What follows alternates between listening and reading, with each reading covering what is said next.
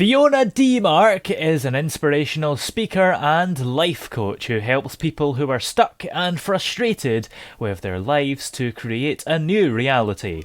Now, Fiona has been legally blind since birth and loves to share her story of resilience, positivity and life achievements to inspire and motivate others. And she's with us here today. How are you doing? I'm very well, and yourself? Yep, I'm doing good today. So, first of all, because you've been blind since birth, you might not really have anything to compare this to, but what is your experience of being blind? Is it a negative thing, or have you just always never really thought of yourself as being disadvantaged in a way? It's one of those things that I think there's always a focus on the things that you have rather than the things that you don't have, and that's where I really sit with it. So my ears are amazing, my taste is amazing. I really make up and use those brain parts for the things that I don't see, for the things that I can with other parts. You know, amazing memory. You don't want to tell me a story and then not have me remember it 3 years later, because I'll be there with the same story for you and correcting you along the way. Yeah. And a lot of people say that if you're blind or deaf or whatever, your other senses are enhanced. Is that actually true then? Absolutely. Yeah. My kids used to hate it when they were little because they could never get up to any mischief. They'd be like, wow, what are you doing? And the other end of the house, and you'd still be able to tell what they're up, like what we're up to. Yeah, absolutely.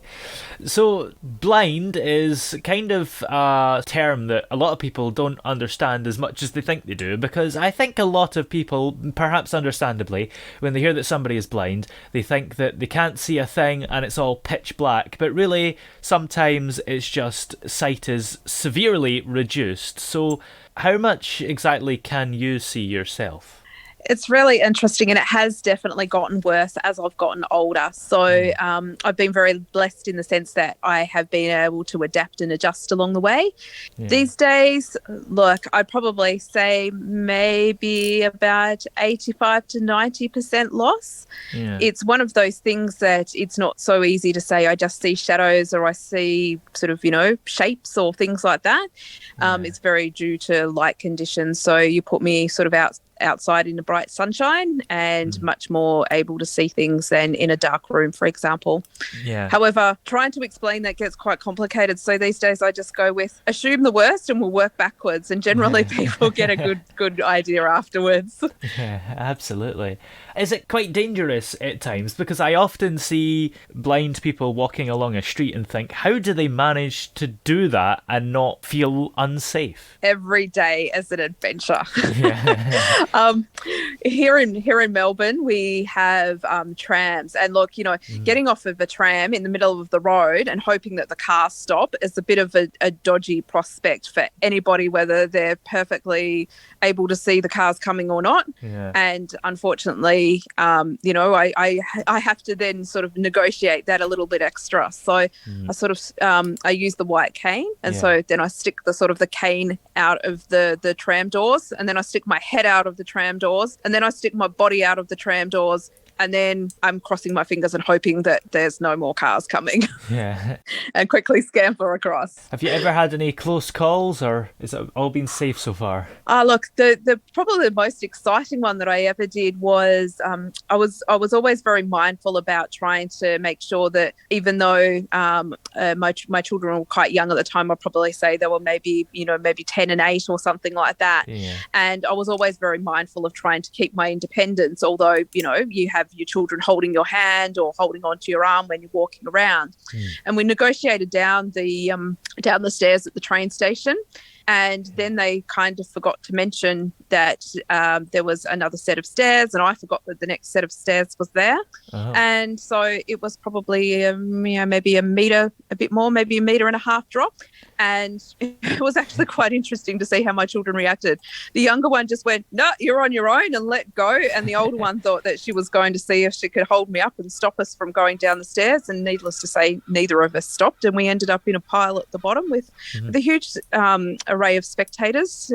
I'd managed to do it at peak hour. And so that was quite entertaining. Yeah, absolutely. So what made you decide that you wanted to help people with their own motivation and things? I think I was when I was younger, I was in a bit of a bad patch in the sense that I didn't really own my own disability. I didn't own my own self-image and confidence, and had the perception that I needed to be perfect. And it wasn't until I got older that I realized life is about being grateful for what you have and embracing those imperfections and using adversity to actually build your challenges. And I thought, wow, that's something that was relatively difficult to get my head around. And, you know, it took a lot of process to do so. And within that, I thought, well, look, you know, I've got these skills to be able to help others, not only from a personal perspective, but I went off and you know, did a social work degree, and I've done some coaching courses and various other bits and pieces along the way. So I have the official tools and then the personal tools. And I thought, well, you know what, if I can give back to somebody and help somebody's life and make a difference, then, you know, that's what I'm here to do. Yeah. And what are the ways that you help people exactly then? I think it's the first thing is about teaching people to be kind to themselves. I think we often forget, you know, you're so harsh. Like, I did that wrong. I'm so silly. I'm just bad at this particular thing. And there might be something that you started off with. You know, your third grade math teacher may have said, oh, you're bad at math, or, you know, you're never great at sports at school or something like that. And you carry that with you for the rest of your life. And often it's really hard to change those things. And so to actually really learn how to be kind to yourself and say, well, no, I am actually okay. And to really realize that you can't be yourself and you can't be kind to others unless you're kind to yourself. So that's the biggest message. Be kind. Be kind to yourself. And think about if I were in the same situation and my, you know, I had somebody else that came to me with this prospect. If I had to tell my best friend to listen to them and give them some advice and some comfort in the same situation, what would I tell them?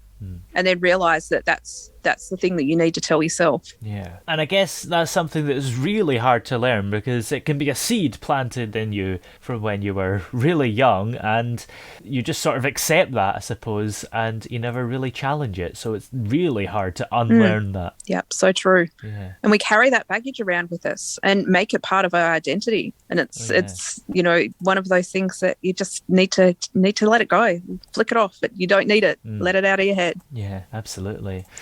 So when you're not helping people with their motivation and life coaching and doing all this inspirational speaker things, what do you like to get up to in your spare time? I don't really like to have spare time, actually. I'm one of those people that's always got something on. So even in lockdown here, I'm still managing to go out and do some bushwalking. I've got a challenge for myself, actually. Ooh. Go bushwalking at a local little national park, and it's quite a steep hill. And by the end of the year, I want to be able to run up the hill. And I tell you what, right now, I'm huffing and puffing and going, oh my gosh, how many more steps do I have to get to the top?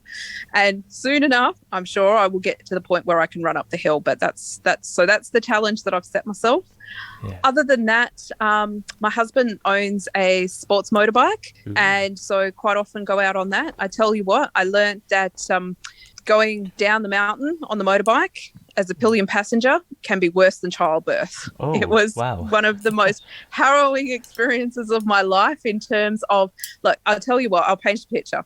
My husband is, his nickname is Lanky, and that's the reason. Like, he's not your typical, you know, leather-clad, you know, bulky, tattooed kind of motorcycle rider kind of guy. He's tall and looks a little bit like a stick. And so we've got this super powerful motorbike. My seat is less than an A4 size piece of paper in size. It's not the most comfortable thing.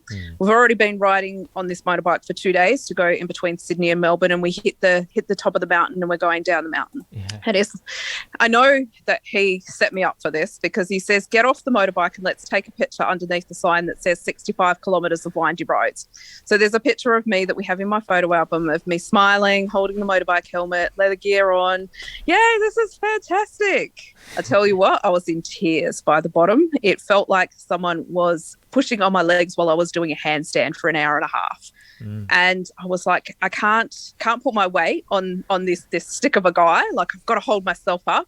So sort of putting my hands on the petrol tank of the motorbike going down the hill, and every time he hit the brakes, I'm like, oh my gosh, my arms just can't do this anymore. And needless to say, I ended up just kind of laying on him by the end. Wow. So that will be another thing that we may tackle after, a good 12 months in the gym, I think. Yeah, absolutely. And I guess it being worse than childbirth, is that more of the fear rather than pain? Because I'm just trying to imagine how it can be painful. It was pain. Wow. It was definitely pain. How can it be painful? It was just one of those things that, you're going down a steep hill, Yeah, and then you have the power of the deceleration of the motorbike, and so all of your weight gets pushed forward. And this is not a comfy motorbike that's got the little handles and the comfy seat that you can have a nap in. This is sitting on this tiny little piece of plastic stuck up in the middle of the air. Yeah. And I sort of put my arms around my husband and push my hands against the petrol tank to stop myself from falling forward. Yeah. So it literally is like doing a handstand. Oh, wow. Yeah, that is pretty scary. And do people ever take advantage of your blindness, perhaps? Maybe your children and be like, yeah, I cleaned my room, and you just kind of have to take their word for it? Absolutely, until you walk in there and you find, oh, look, I just opened the door and everything sort of fell out at me. I think the most exciting one was the artwork that my children decided to do. You're very quiet all of a sudden. Went and sort of sussed out what they were doing, and of course they forgot that I could smell the paint. Yeah. And they're like, "No, but Mum, we just painted the garbage bin. We didn't want the white garbage bin anymore. We just thought we'd paint it." And I'm like, "Well, now there's paint everywhere." And I said, "You tell me where the paint is." And so we had a bit of a game, actually. I sort of told them off a little bit and said, well, look, you shouldn't have been painting in your bedroom. But by the way, now let's spot the paint. And so we sat there and we wrote down on the piece of paper, there's paint on the wall, there's paint on the carpet, there's paint on the wardrobe door. Okay, now you've got a list of all the places that you need to clean. So here's your cleaning cloths and here's your list, and off you go. Needless to say, they never decided that they were going to paint the garbage bin anymore. And is that one of those outside garbage bins? Because here in the UK, each bin has its own colour, and if you were to paint it, that would really confuse the garbage people. Oh, no. This would be quite amusing, actually. But no, this was just the everyday little, in the bedroom, put your dirty tissues or, whatever in kind of little garbage bin. Yeah. Those, if they had have coloured it in textures, it would have been okay. But they decided to go with the paint and be extra artistic, and that was quite messy. Yeah, absolutely. Well, where are we able to check out all your motivation services and keep up to date with you everywhere on websites and social media, etc.? Yeah, so I'm all over the place. Instagram is at Fiona.Demark Blind Inspiration. Facebook is Fiona.Demark, and I have a website which is www.FionaDemark.com.au. Nice and easy when you've got a very unusual name. You can just stick to keeping it simple. Yeah, absolutely. Well, thank you very much for joining us here on the show today. It's been great having you on. Thank you so much. It was a pleasure to be here.